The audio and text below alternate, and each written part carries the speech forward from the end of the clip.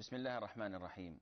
الحمد لله رب العالمين، وصلى الله وسلم وبارك على عبده ورسوله نبينا محمد وعلى آله وصحبه أجمعين. Last time we were talking about the advantages of fasting. What do we get out of fasting? And today, inshallah, we will try to elaborate a little bit more on the same subject. Fasting establishes the sincerity in the soul of a Muslim. When a person fasts only for the sake of Allah Azza wa Jal, this makes him sincere to Allah subhanahu wa ta'ala. He's not fasting to impress someone. He's not fasting to get a raise in his work. He's doing it solely for Allah Azza wa Jal. And Allah subhanahu wa ta'ala will reward him greatly for doing this for his sake. There is a hadith where the Prophet sallallahu alaihi wasallam says, Allah Almighty says. So this, when we hear this sequence, the Prophet sallallahu alaihi wasallam said, Allah said, we know that this is not the Quran. This is what we call hadith Qudsi. And this is between the Quran and the Sunnah, where the text itself is from Allah Azza wa Jal, yet the words is from the Prophet sallallahu alaihi wasallam, who has composed it in this way. Therefore, it's not Quran, yet the text itself is from Allah Almighty. Allah Azza wa Jal says, every action of the son of Adam is for him except fasting. All what you do is for you, except fasting. Allah Almighty says, for that is solely for me. I give the reward for it. The fast is a shield. Allah Almighty says that fasting is a shield. A shield from what? Does it prevent enemies? Does that mean if we're attacked by our enemies, we just fast and it's a shield? Does it mean that it protects us from fire? It protects us from loans and so forth? No, it's a shield. A shield from doing sins. A shield from going into hell. It prevents you from going and approaching hell. The fast is a shield. If one is fasting, he should not use foul language, raise his voice, or behave foolishly. If someone reviles him or fights with him, he should say, I am fasting twice. I am fasting. So this hadith clearly states that fasting is for Allah Azza wa Jal, because it's between you and Him. I could have a son, and whenever I see him in the house, he's not eating, he's not drinking. Do I know if he's fasting or not? No. He would say that I'm fasting, Father, but if he goes in his room, what is he doing? I don't know. If he has some candies or some beverages and he's having it. What prevents this laborer who's working under the heat of the sun in high noon, digging the ground or farming his farm? What prevents him from taking a sip of cold water? What prevents this woman working in her kitchen from eating the food she's tasting? It's one spoon. Would it hurt? What prevents her from doing this? What prevents her from doing this is her sincerity, her belief in Allah Azza wa Jal that He's watching. And this is one of the greatest attributes of Islam. How come? Islam teaches you to do things by observing Allah Azza wa Jal and by having your thoughts that Allah is watching you. So what prevents me from doing bad things is that Allah is watching me. While in other communities, in other material societies, I would not steal because the law will punish me. But if the law is not there, if I can go away with it, what the heck? Steal as much as you want. So it's not fear of Allah, it's fear of the law.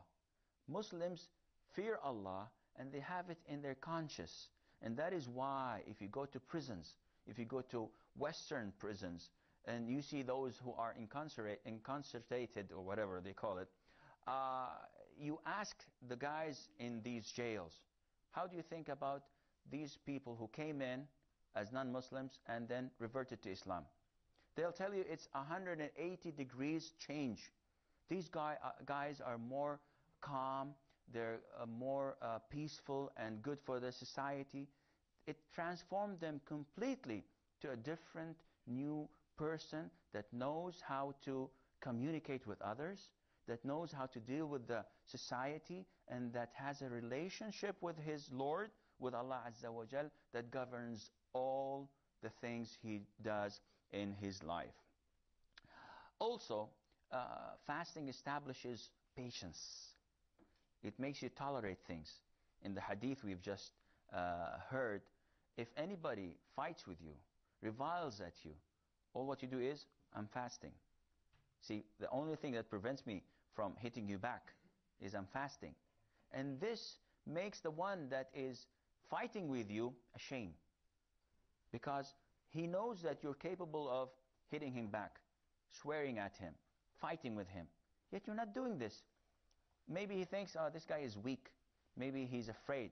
But when you say the word, I am fasting, I'm doing this for the sake of Allah Azza wa Jal, he's ashamed of himself, and you learn self-restraint. You know that your strength is not by hitting others, is not by attacking others. Your strength lies in your ability to control yourself.